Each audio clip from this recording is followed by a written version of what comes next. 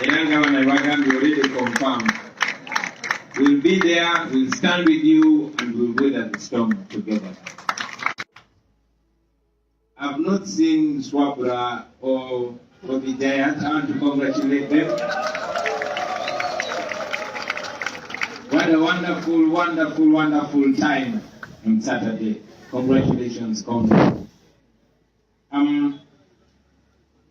Honorable Muwonge did justice to this matter, and that has helped me. I'm going to be very, very brief on this coffee bill. Although Honorable Muwonge was a little too diplomatic, and he had a lot of English, like all experts. But in simple terms, this coffee bill is an attack on coffee farmers in Uganda. And this is not Anita Mong's bill, this is Museveni's bill. Museveni is the architect of this bill. Among and others are only enablers. This is not the first attempt. Museveni tried to take your coffee, hiding behind Beneti. So this is yet another attempt, and he will not stop until we stop not just the bill, but the man himself. It is no secret. He has a very, very clear path, a clear trail behind him. Remember what happened to vanilla. Once upon a time, a kilo of vanilla was 300,000 shillings. And now, it's 10,000 shillings, I think. 3,000 a kilo. But the price of vanilla on the international market has not reduced. But now, it's just a few people, Sudil-san and a few people connected to the powerful are the ones that own Uganda's vanilla, all your vanilla. Not only vanilla. You know what happened to the sugar cane? They started by zoning, now you know how much the sugar cane is. The price of sugar just continues to go up. Same thing that happened to many other things, including my lunch. Pineapples, etc., etc., etc. The people that come from West Nile, you know what happened to tobacco. No wonder you don't have thriving, distributors, you don't have sportsman, Benson and Hedges, and all those other cigarette factories and manufacturers here anymore. It was deliberate. The people of Western Uganda, you know what happened to milk. Milk products have never cut prices, but your milk was controlled and given to one family, Museveni's family. You know what happened to our gold. Now gold is exclusively belonging to one family.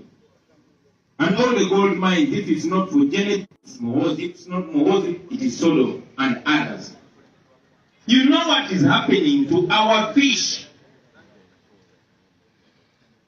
You cannot fish on our God-given lakes, given to a few people. So me, I want to be blunt and say that all lucrative sectors are given to Museveni's family in a way of colonizing you further, of taking away your national wealth, of making sure they control your income, because only poor people can be effectively controlled. That is what Museveni is doing. These are not amongs. They are only tools. They are pawns being used. Forget the nonsense of cutting costs. That is a blunt lie. I mean, the same person that is claiming that is cutting costs has RDCs, useless RDCs. Now, deputy RDCs and assistant deputies. Sounds like a joke, but it's true. That is Museveni for you. The same person who claims he wants to cut costs has 82 ministers. Many of them, I'm sure he does not know them. That's the person who's claiming he wants to cut costs. He has presidential advisors, he uses 2 billion every day. He oversees the loss of 10 trillion shillings in corruption. the same person who could control it. It is under his protection that one of his courts smuggled a bill of 9.6 billion shillings. Apparently, like Comrade Wise was saying, to teach Ugandans how to drink coffee. That is the person who is claiming to want to cut costs.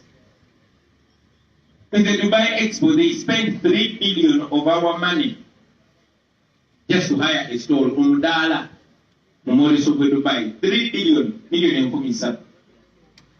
The same person, the same regime that claims they want to cut costs under State House alone. I mean, he claims he wants to merge, and that's a lie, it's not merging. Like Honorable Muwonge put it clearly, Section 4 of that bill puts it clear. They want to scrap UCDA and put it under Ministry of Agriculture. But the same person knows that we have URA, but he created the Revenue Intelligence Unit and gave it to a known thief. The same person knows that we have Ministry of Health, but under State House there is Health Monitoring Unit with a budget. The same person claiming he wants to cut costs. We have Ministry of Lands, but he created Land Monitoring, Land Protection Unit under State House. It goes on and on and on and on and on. You have IDG, but you have State House Anti-Corruption Unit. So, I mean, those things of saying they are cutting costs, it's a lie. It's a wrong excuse. But that's the Museveni that we have known all the time. And those of you that didn't know him, now that is the Museveni for you today. Our farmers, our coffee producers, have wailed, they've said, save UCDA, it's helpful. Because indeed it's helpful. Yes, our coffee is not as vibrant as it was in yesteryears. But UCDA has been very helpful. Under UCDA, you've seen that coffee farmers have been happy. They've noticed a growth in the production of coffee, in the value of coffee, on the international market, etc., etc., etc. So, why then stop something that's functioning well to reduce it to a system of things that have failed? You have seen the corruption in the Ministry of Lands, even before the current minister. I mean, the same Lands Ministry oversaw the selling of national ranches to individuals, companies, and groups. And now, that's the same ministry under which you want to place our coffee. In a brief, Museveni wants to place our coffee in the hands of Rwamirama, in the hands of Tumwesige, in the hands of, who is the permanent secretary? Major Tom wants to place your coffee. So this, in no uncertain terms, is an attack on the pockets of the coffee growers. And he knows who the coffee growers are. It is a plan to have a few people take your coffee and control you financially and economically. Also, the idea of putting a plant in Tungamo is not practical. Why? Because coffee growers are scattered all over the country. You want to tell me coffee from Bobisu has to first travel and go to Tungamo? Good evening, Mchala Maria. What was the logic behind that? Is Tungamo the most vibrant coffee growing district in Uganda? You know the reason why they're doing that. So, ladies and gentlemen, looking at the spirit in which this bill was brought, I can tell you it is an attack. And I mean, God is wonderful. It works in different ways. And it among, in English there's a kind of tongue slip called a fruitish slip, where you accidentally spill the beans and say out what is on your heart. In Uganda, there's the manga bagita batya mu Luzungu. Uncle Ismail Mogologo enzo gitunyonyola. In manga gye bayita bwanika.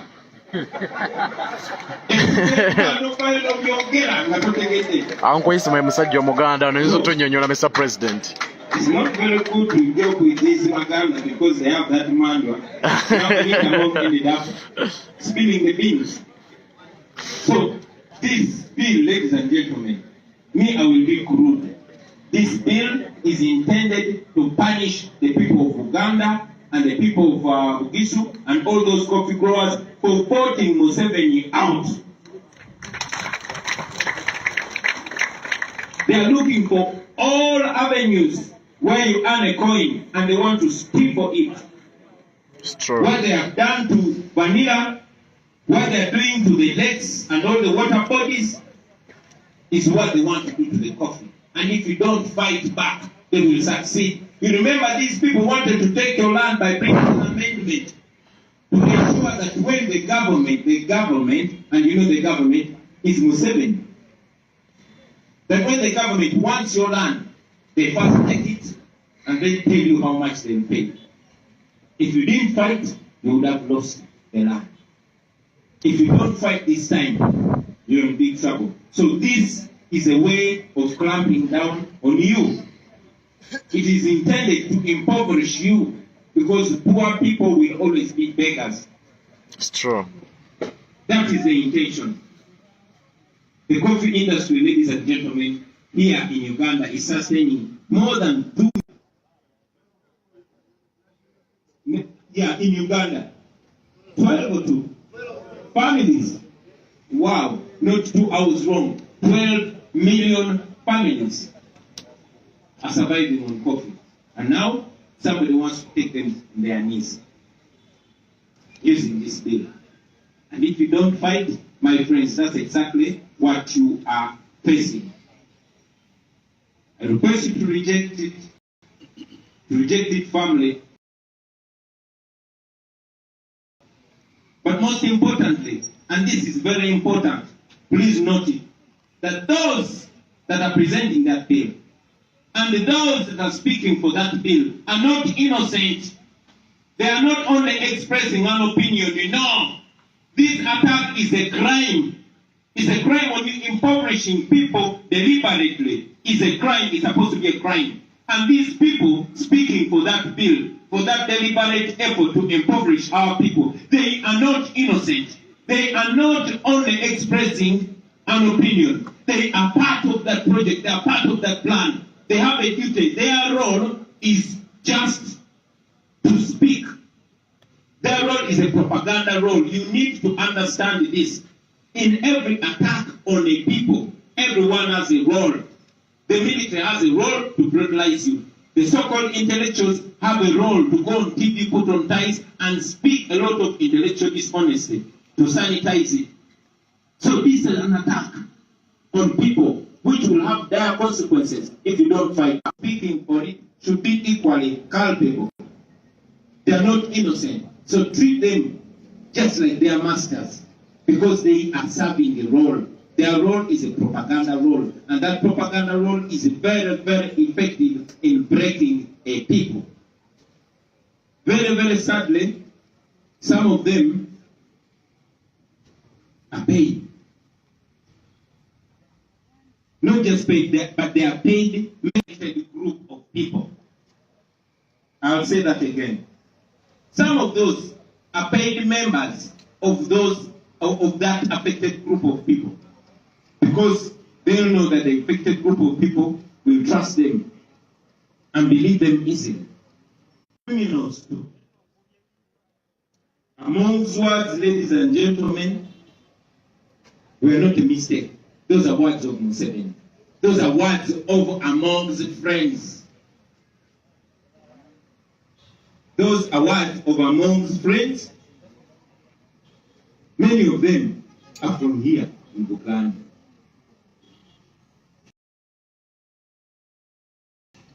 Have you seen them? Have you heard from them? Did you see them in Parliament on that day? I'm asking, did you see them on Parliament that day? Have you heard anything from them? Hopefully the first word they speak when they show up will not be Chagulanyi Tayagala Buganda. Yes, indikiriza nani tamongo kugiri bigambi. Nokwete mama ganze kola yatita mulujja. I hope this shows you that this regime attacks different groups differently. Nobody is safe. What happened in Karamoja when they took their minerals that would have transformed their lives is exactly what happened in Busoga when they crushed the sugar cane. That is what is going to happen to Bugisu, to Buganda, and many other regions in Uganda that benefit from coffee. Ladies and gentlemen, allow me to also talk about our political prisoners who are forced to take a guilty plea. These are innocent people. When I was speaking last time, I encouraged all of you to stand with them, to be kind to them, to understand them. I also want to inform you that the regime has no limits on how far it can go with this shamelessness. Now, apparently, they want to take those people to Chankwanzi as soon as they come out of prison. I spoke to one of them. She knows I understand, and she knows many of you understand. She expressed her fears and told us that whatever we can do, we should help her and other friends that have not weakened yet to defend them, because once they are convicted, all they have to do is serve their sentence and get the hell out of prison. Museveni and his regime have no power or responsibility over Olivia Lutaya and those prisoners. So after their sentence, they should be freed. But that will not happen unless if you raise your voices. Please don't forget them. Continue raising your voices for them. I also want to remind us, all of us, about our missing brothers. Up to now, several years later, our brother John Bosco Chibalama is still missing. On Saturday, his twins, who are now 8 years, they were 2.5 years when he was taken away. Now, his twins, Noreen Chibalama and Samuel Chibalama, were having their confirmation in the Catholic Church, and I had to go and stand in as their father.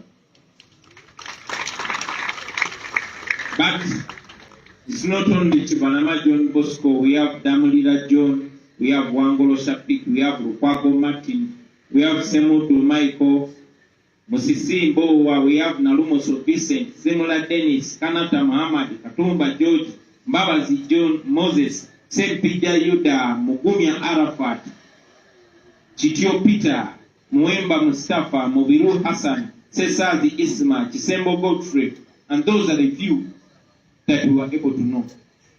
They are still missing. We still want them back, dead or alive. So Museveni and your people, please bring back our people. Thank you very much, ladies and gentlemen.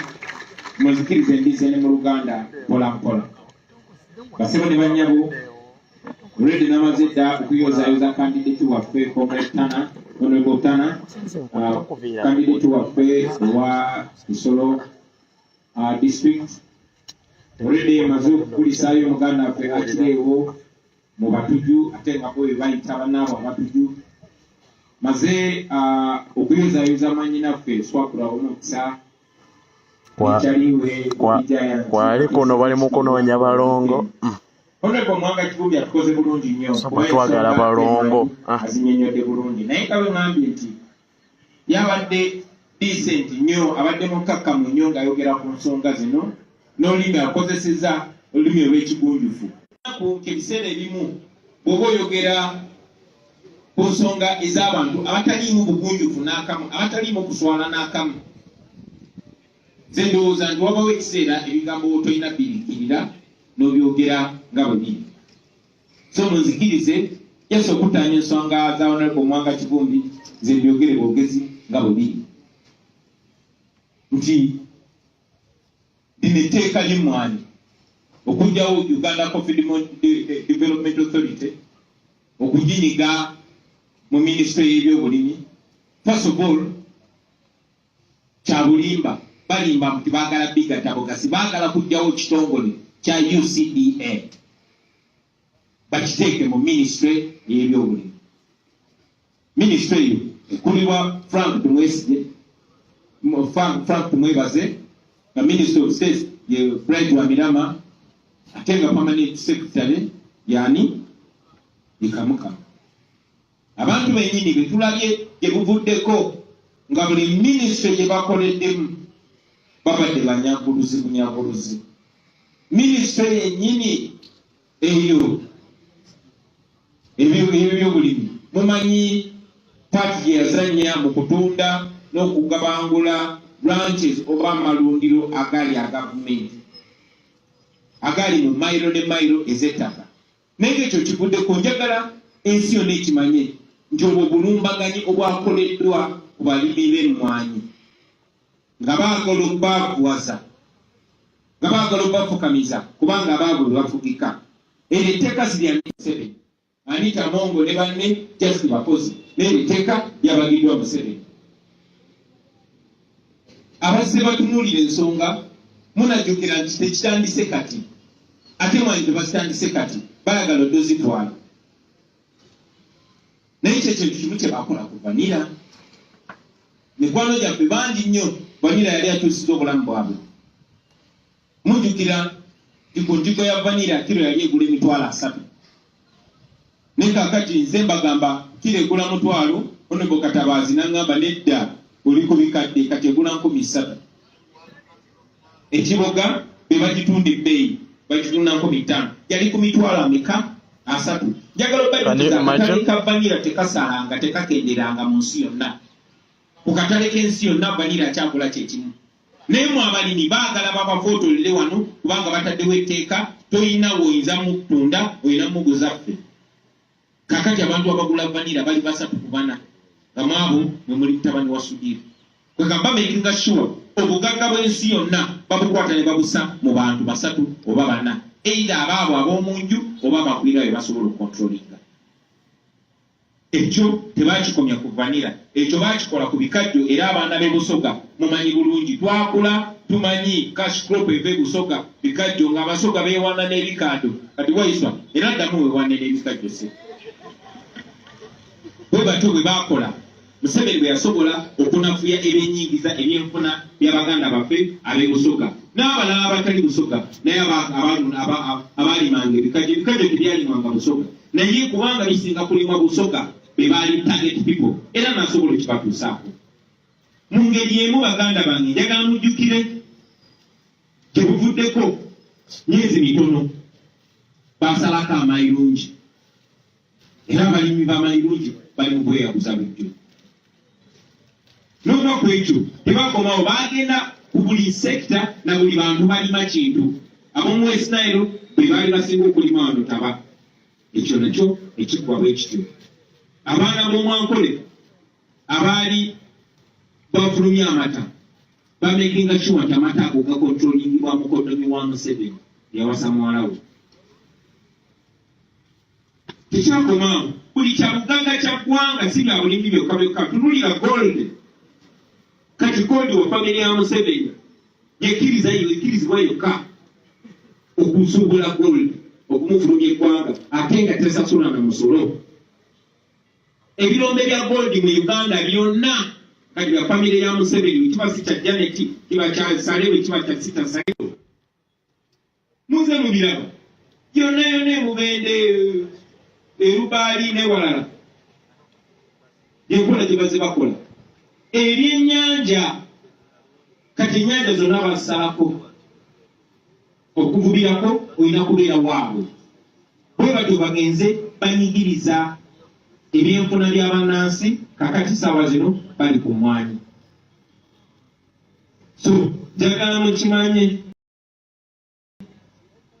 nti eno effort oba ono kaweevu buleere ng'okufaanana ku kaweevu omulala abaddewo wakubaakuwaza, kubakkakkanya, kubafukamiza mubeere nga temulina kyemugamba okujjako nga mufukamiridde Museveni oba abafukamireyo.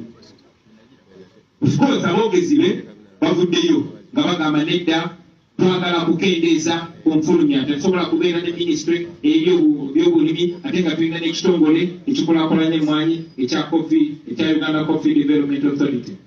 Naye kambabuuze, omuntu agamba nti ayagala kugatta bitongole bino okufulumya ssente kukendeere, ye muntu y'omu ayina baminisita 82 abamu tabamanyi namannya. Mujjukira Mingi ayina baminisita bameka 18. Museveni ayina baminisita 82. Muyinza n'okukera ku makya ng'ayongeddeko omulala. Ayina ba RDC n'ateekako ne ba deputy RDC, kati ataddeko ne ba assistant deputy RDC. Abo bonna basasulwa ku ssente ya Muwonge owa Uganda, naye agamba teyagala kola ki kukendeeza twejajanja na nsaasaanya. Oyo ensonga zinankweyifumata ziraba biliyoni 2 buli lunaku. Biliyoni 2 oyinza okugamba zibafumbisa baziteeka mu kyoto. Ye muntu y'omu abantu be babba triliyoni 10 buli mwaka. Mutabani wanyu okusolozebwa mu musolo, so balinda nga zimaze okusolozebwa ne basooka ne batemako ezaabwe. Ye muntu y'omu agamba nti kati emmwanyi ayagala ginyiga mu ministry ey'ebyobulimi, naye nga ministry nyingi bwe ziri. Waliwo ministry y'ebyobulamu, ministry of health, naye under State House yateekawo budget number eringa ministry. Tulina Uganda Revenue Authority naye yataddewo Revenue Intelligence Unit mu State House n'agiwa budget naye eringa ya ministry. Tulina ekitongole kya IGG Inspector General of Government naye yateekawo State House Anti-Corruption Unit naye n'agiwa budget eringa ya ministry. Yagamba nti ayagala kugatta ze ministries. Tulina Ministry of Lands naye yateekawo State House Land Protection Unit n'agiwa budget naye eringa ya ministry. Naye agamba ikukyemmwanyi tusaasaanya ssente nyingi nnyo. So njagala mumanye nti bino byakubasibuwasa naye ng'ekigendererwa kubaabuwasa, agenza okulaba mu mmwanyi mugaggawala nnyo.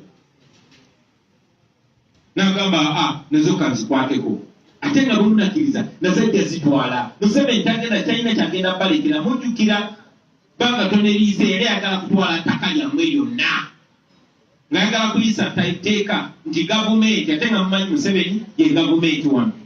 Bw'aba yeegombye ettaka ajja buzi n'agamba nti ettaka gavumenti eryagala litwala, tujja kuwulira ssente meka gavumenti ejja okuwa. Abantu bamala kulemerako ekyo tekifa. So musaba muleme kusuula siteepu, mulemereko nnyo ku mulundi guno, kubanga singa temulemerako baganda bange mujja kuba muwe. Tonne bwe Muwonge Kivumbi tukoze bulungi nnyo n'obitunnyonnyola mu detail yabyo. Tewali mugaso gwonna gwa kugatta bitongole kuba kibagezaako okukola. Kenya yakikolako ennyingiza mu sekka y'emmwanyi neyeesana ebitundu 5 ku 10 balina okuddayo emabega. Kakati ffe yes emmwanyi yaffe si ya tefuna nnyo nga bwe tulowooza bweyina okufuna nga bwe yali efunyeeko gye bwavu. Naye at least Uganda Coffee Development Authority ebadde eyandeeka abalimi, era bino bigambo biva mu balimi abalimi b'emmwanyi nga bo bagamba ebayambyeko nti buli mwaka wabaddewo enkulaakulana, wabaddewo growth mu bulimi bw'emmwanyi. Obungi bwe tufulumya n'omutindo gwe tufulumya, obungi bwayo bweyongera ebitundu 3 ku buli 100 mu kufulumya emmwanyi wano. Jjukira UCDA ebadde ekola okumala emyaka kati 33 nga tewali complaint balimi gye balinako, naye kakati bangala discrapengawo nga already statistics zikulaga nti ebadde growinga. Sorry, growth ebadde 6.33, ebadde okula okutumbuka mu kufulumya emmwanyi obungi bwazo zeeyongedde omwaka oguwedde 2023-2024 financial year gweyongedde by 6.33 ku buli 100, obutundu 6 n'obutundu 3 ku buli 100 yenkulaakulana y'emmwanyi. Tweyongedde okufulumya okuva okusinziira ku mwaka guli buli mwaka twafulumya ensawo z'emmwanyi $5,800,000 2.2 ne kakati statistics zikulaga nti omwaka guno 2.3 okufulumya emmwanyi wadde kwongera okutumbuka. Twebaza bonna abapromoting emmwanyi okuzirima n'ozifulumya nti kati omwaka guno gwako guno gwe tuli gwennyini financial year yennyini tufulumiza obusawo bw'emmwanyi bubaaga $6,000,000 n'obutundutundu 13. So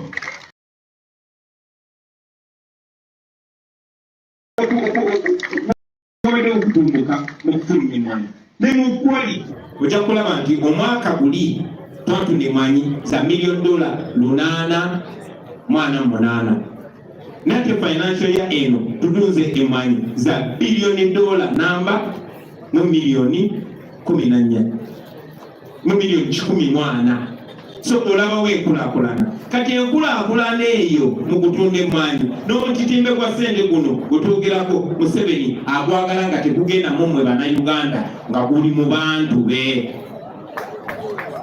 Ekyo kyayagala era bwe munakkiriza bwe kigenda okubeera.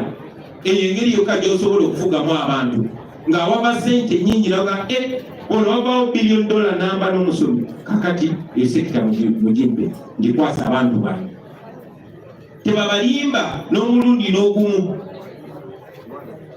Emmwanyi kibadde kya bugagga eri bannayuganda historically wadde twasebengerera naye essaawa zino tuli ba musanvu mu nsi yonna mu kulima emmwanyi.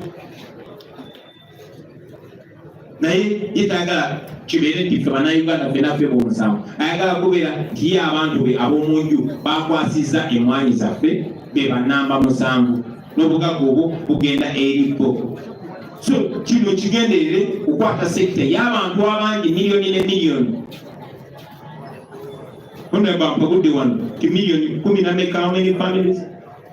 Families enju miliyoni 12 omanyi amaka obukadde 12 n'ekitundu nga be bafuna mu mmwanyi be bayimiriddewo ku mmwanyi be basabayivinga ku mmwanyi be basomeseza abaana ku mmwanyi abo bonna obugagga bw'abantu obugagga bw'enju ebeeramu abantu bameka ekitundu.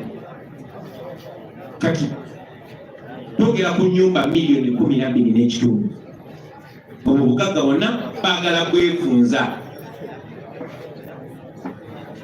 Mu lunaku lumu baagala kukyusa ekyo obugagga obwo buve mu bantu abo budde mu family ya Museveni n'abo abamulya mu ngalo. So that is the reality. Era njagala obasaba namwe mukinyonyola abantu abalala baki understanding bajja kuleeta obubadi bungi. Kati bagambye twataddewo coffee plant eri ntungamu. Yes, kirungi ze ntungamu bakodomi bange, naye tubeere b'amazima emmwanyi ziri mu Uganda yonna. Omwanga otya nti emmwanyi ezivudde Mbale ezivudde wadde Buganda ezivudde Soroti ezivudde zonna zirina kukola ki? Kiba kyabwenkanya abaffe entungamo ye district esinga okulima emmwanyi mu ggwanga lino. So awo nawo wabaawo obutali bwenkanya. Nga natera okumaliriza njagala tutunulire n'omwoyo etteeka lino mwe baalireetedde. Mwoyo ki mwe baaleetedde lino etteeka? Lino etteeka mu ndaba y'omuntu yenna ne bw'aba ategeera mpola mpola alaba nti lino etteeka baalireese kubonereza Baganda. Kubanga mwemusinga okulima emmwanyi n'abeeyo e Bukisu. Ate nkyogedde wano mu Luzungu naye mbadde serious nti ono Buganda waliwo ebintu byawo. Naye ate mu mmandwa eziri wano waliwo emmandwa gye bayitaani esobola okukola ki? Mugende muginoonyerezeeko asimitengu. Emmandwa mwanattu esobola okutemba wonna wooli nga bakoze ekikolobero oba wabbi obaase muntu obeera awo ogenda okulaba ebigambo bikusamu ntuse nga weeyanise ng'ekwanise. Mu Lungereza bakiyita Fredish slip of tongue. Neffe wano Buganda bagiyita mmandwa. Obyogera totegedde. Kati yagenze n'etemba anita amongo. byogera byonna njagala kibalage omwoyo gwe baleeteddemu etteeka lino agala kukakanya ate Anita Monge ebigambo byayogedde si bigambo bye, ebigambo bya Museveni, naye okusingira ddala bigambo byabo bakwano ba Anita Among. Lwaki ngamba bigambo byabwe? Mwabalabyeko mu parliament ng'ensonga eyo enkulu enyekwata ku bantu be bagamba nti babagala nnyo, mwabalabyeko, mwabawulizaako. Kibeewunyisa so ekyo kiri kye mbadde njogerako nti basobola okukwata abantu bwe baali baagala okubba ettaka mu apa bafuna abantu mu north ne babafuna ne babaleeta bogerera ensonga eyo. Bwe baba baagala okunyigiriza abasiraamu bajja kufunayo omusiraamu yeebikkirirena nnyo ajje ng'ayogera okusapootinga ekyo ekinyigiriza abasiraamu. Ne mu ngeri eno lwakuba ensonyi zikyali nnyingi naye nja balaba nga bavuddeyo n'abalala batandise dde okuvaayo okubikkirira Anita Among. Mujja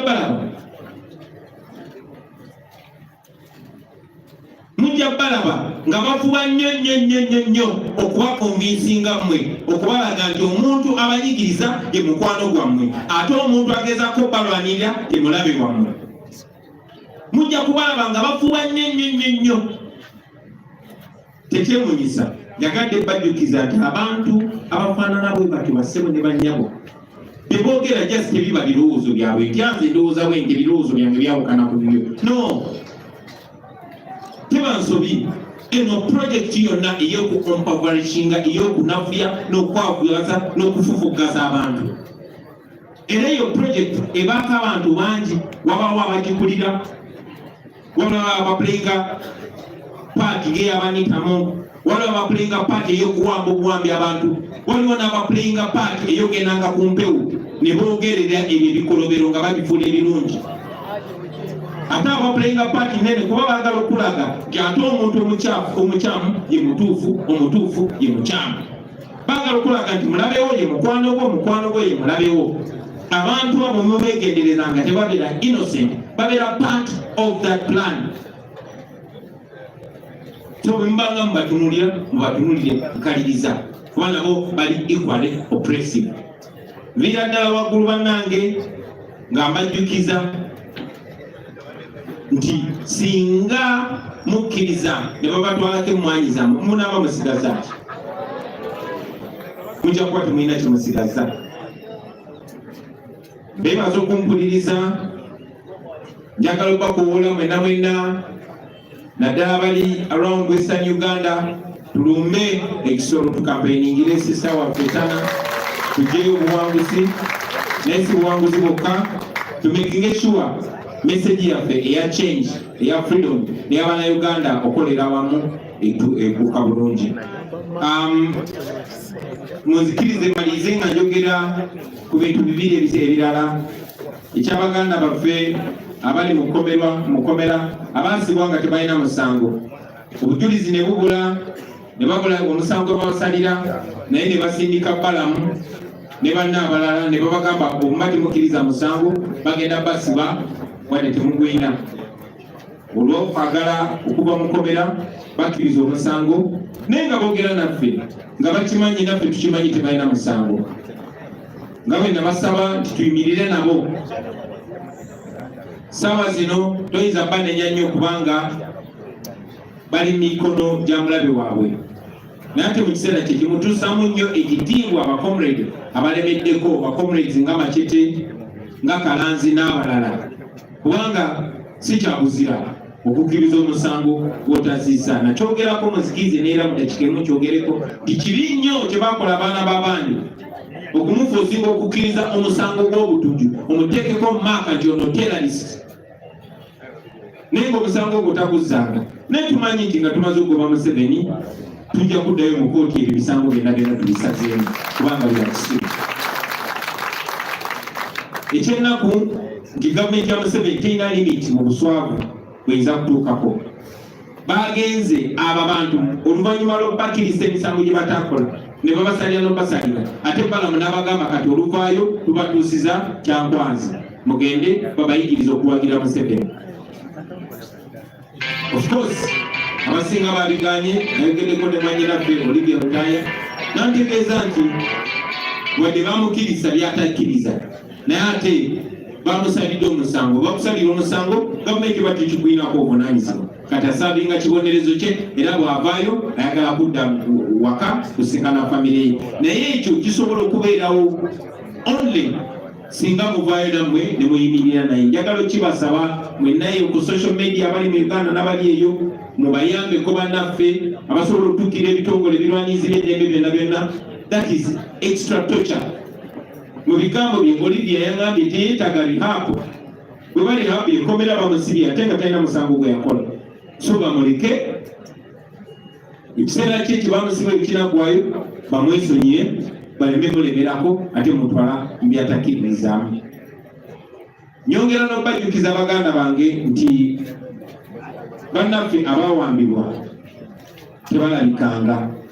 Lunaku lwajjo abalongo muganda waffe John Bosco Kibalama be yaleka nga ba myaka 2 n'ekitundu baweze emyaka 8 era mu ddiini yaffe y'Obukatuliki baali bafuna konfirmansiyo n'abadde yeegayaza n'enyimirirawo nga kitaabwe okukiikirira taata waabwe John Bosco Kibalama. Tukyayongera okubanja abantu baffe si John Bosco Kibalama yekka naye mulimu Damulira John, mulimu Wangolo Shafik, mulimu Lukwago Martin, mulimu Semuddu Michael, mulimu Musimbowa, mulimu Nalumo Vincent, mulimu Zimula Dennis, mulimu Kanata Muhammad, Katumba George, Mbabazi Moses, Sempi Jaju, Mugumya Arafat, Kityo Peter, Muwemba Mustafa, Mubiru Hassan, Sesazi Isma, Nekisembo Godfrey. Abono buka tulinako amannya naye bangi nnyo ababuzibwawo zitya okuvaayo kuba bazimanyi